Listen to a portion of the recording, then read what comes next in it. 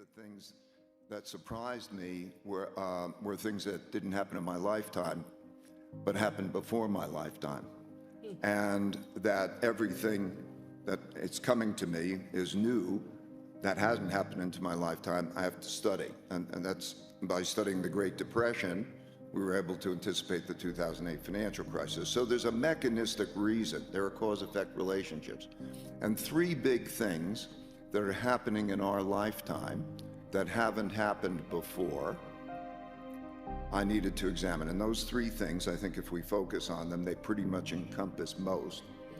Those three things are, first, an enormous amount of debt creation, which is debt that's monetized, that has to do with the value of money throughout history.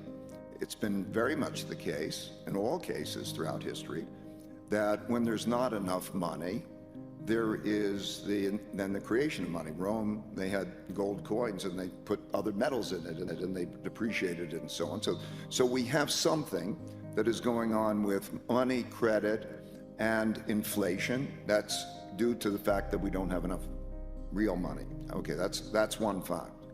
The second is internal conflict. By measures, I like to have measures, and so there are lots of measures in this book.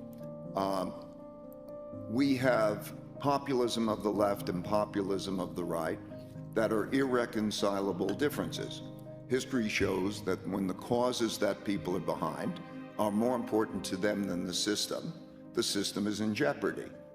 And so if you look at populism, or you look at the size of the wealth gaps, or the values gaps, they're the largest since the 1930 to 45 period, and it's understandable.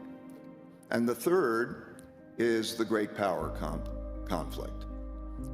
We began our world order in 1945, and the pattern repeats all the time. There's a war. The winners of the war determine the world order, the rules of the game. That's why the United Nations is in New York and the IMF and the World Bank are in Washington.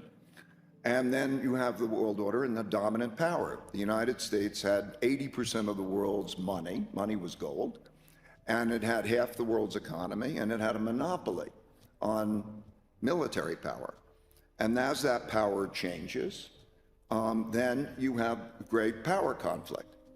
And so you're having these three things happen again for basically the same mechanistic reasons. And if you go back through history, you see that they repeat over. So they have this cause effect. So I think that when we look at the future and we calculate it for just year by year, we're now in 2022. We're in the part of, they always do it the same way. You have a downturn and they print money and credit because that's the way that you stimulate the economy and so on. It produces inflation. They tighten monetary policy. There's a trade-off, and there we are. Now, then you take that forward and you look at 2022. There's a political thing going on. We're going to have midterm elections in the United States. We're going to have a change in government, the 20th People's Congress in China, and so on. There's a political thing going on. And then you take 2023 and 2024, and with this populism, you're going to have possibly irreconcilable differences. In other words, it's entirely possible that neither side accepts losing in the domestic. And so when you have that going on, you need the historical context. So mechanistically, that very much looks the same.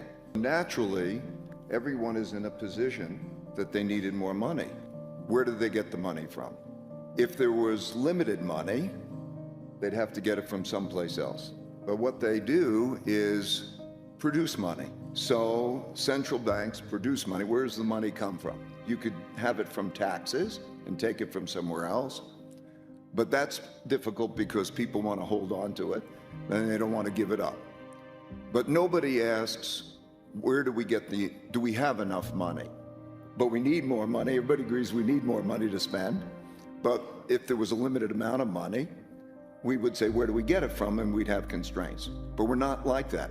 So what happens is naturally you're in the positions that you need more money. And so the central banks print more money. And then through all of this credit, everybody says we need more money, we got more money, but then we devalue money, it becomes less valuable, and surprise, we get inflation. Okay, shouldn't be a surprise. So when we're looking at the circumstances, we're now in a new era. You know, we wish that there's coordination. We've lived in an era where we were global, and the way resources were allocated was, where was it more cost efficient? So if it was cost efficient here, you'd send the capital, you'd build it there, and that would raise employment and so on. And that's what we've come to believe is a fair system. But that's only because we've gotten used to that. But if you go back and look at history and today, many people would believe that's not a fair system. So here we are in the fragmented world that we're in. And so the resource allocation system is no longer economic. The resource allocation is political and ideological. So when we ask ourselves and we wish for cooperation, it's understandable that we won't get cooperation because there's a risk, there's conflicts. There's an internal conflict of civil war. So how do we redistribute the wealth within our country? So we'll have it within the country. Well, there's a hell of a fight over that, right? And so there's the willingness to fight over that. And then the same is true internationally. So what is, America first, or what is that in terms of that? And so I think we have to understand, we have to keep in mind that when we say we're going to cooperate or should, in a world where self-sufficiency, because we could go to war, becomes important, the efficiencies are no longer the most important things. Survival is the most important thing. The possibility of a war is an important thing. And it changes behaviors in ways that are logical, but maybe undesirable for those of us who are in a perspective that we believe that we should be in this together. And how do we work together? So I think it's all understandable. Okay, so that depreciates the value of money. We are going to have more conflict.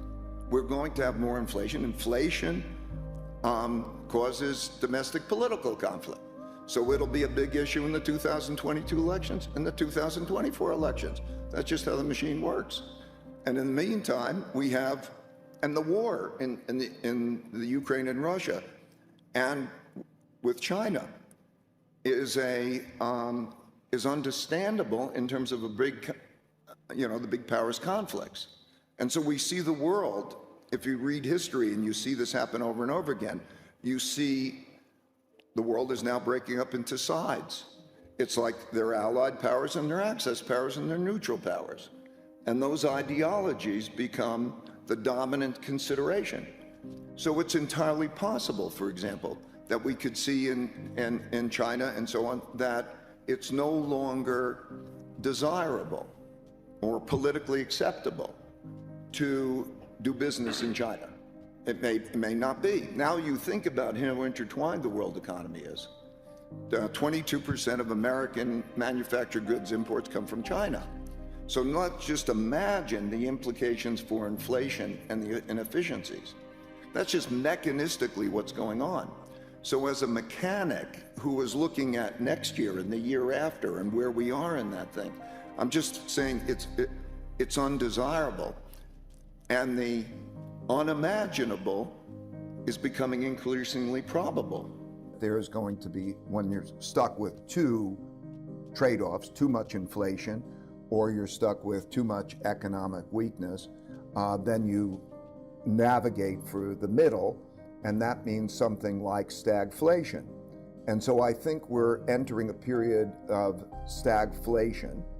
And I think the political and the wealth gap issues and so on create a set of circumstances that it's not easy to get out of. What we have is enough tightening by the Federal Reserve to deal with inflation adequately is too much tightening for the markets and the economy. So the Fed is going to be in a very difficult place